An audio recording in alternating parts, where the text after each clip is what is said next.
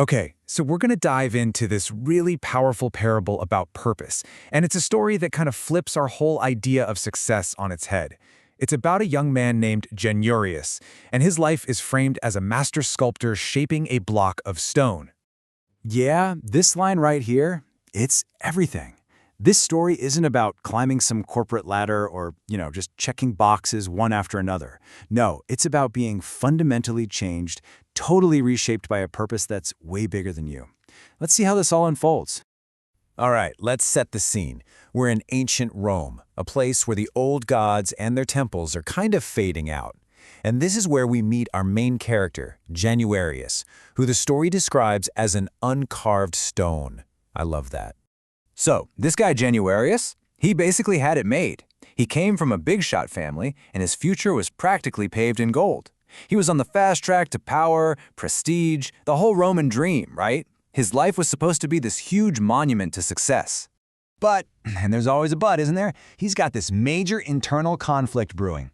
On one hand, you've got the world screaming at him, power, success, glory. And on the other, there's this quiet little whisper, a rough, new path, a new kind of faith that's pulling him in a totally different direction. He's at a crossroads. Okay, so this is the key to understanding the whole story. It's all built on this one amazing metaphor.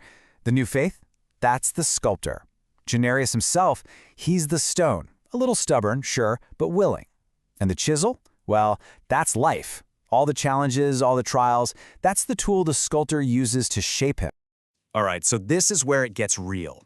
The sculptor picks up the chisel for the very first time. The transformation is about to begin. And boom! The first strike of the chisel lands when he's just 15 years old. Think about that. Instead of going off to become a big-time Roman politician, he listens to that quiet voice and becomes a priest. And not for some grand cathedral, but for a tiny, hidden community of believers. Now you can imagine what everyone else thought, right? They saw this as a huge step down, a total waste of his talent and connections. To them, it looked like a priceless block of marble was just being tossed aside. They had no idea that the sculptor was just getting started, deliberately chipping away all that worldly ambition. But the story is far from over. For the next 5 years, the work continues, kind of quietly in the background. Then, suddenly, Januarius gets thrown into the spotlight in a big and pretty dangerous way. He's only 20, and he's made the Bishop of Naples. To stick with our metaphor, it's like he was moved from this little private workshop into this massive public quarry where everyone could see him. Yeah, this new job threw him right into the public eye. The quiet, behind-the-scenes shaping was over. Now, he was like a huge piece of marble sitting in the middle of the town square, for better or for worse. And with that kind of visibility, you know what comes next? Pressure. A lot of it. He had way more responsibility, but also way more danger. I mean, his faith was in direct opposition to the Roman Empire. Being a leader basically put a giant target on his back. And this quote just nails the conflict perfectly. The Roman Empire sees this guy and thinks, hey, we can use him. They try to become his sculptor, using threats, using bribes of power, trying to shape him into something that serves them. But it was a no-go. The stone, Januarius, he was already spoken for. He had a different master. So this leads us right to the climax of the story. Things get really intense. A huge wave of persecution hits, and the sculptor has to begin the final and by far the most agonizing part of the whole process. And the metaphor here is, wow, it's just so stark. The final tool isn't a delicate chisel anymore. It's a sword. The sword of martyrdom. His ultimate trial becomes the final creative act. Now, to anyone watching, this just looked like a complete and utter tragedy. A total defeat. They saw this incredible young leader just broken.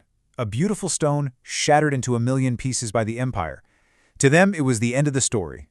But here's the twist. This is the whole point of the parable.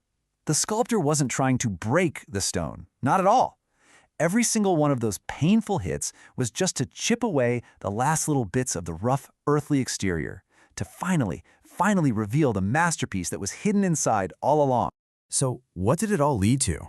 What was this masterpiece that all this painful work was for?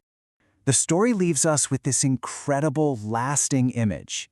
As that final blow lands, just one single drop of crimson falls from the stone onto the ground. It's like the artist's signature, you know? The final touch, a sign that the masterpiece is finally finished. And that's the outcome. The world was mourning what they saw as a broken body, a shattered life. But the sculptor was satisfied, because that outer shell, all the ambition, the worldly stuff, the physical form, it was all chipped away. And what was left? Only the pure, divine image that was waiting inside. So the big takeaway is this. The story of Januarius is about transformation. A really painful and humbling one, for sure, but ultimately a triumphant one.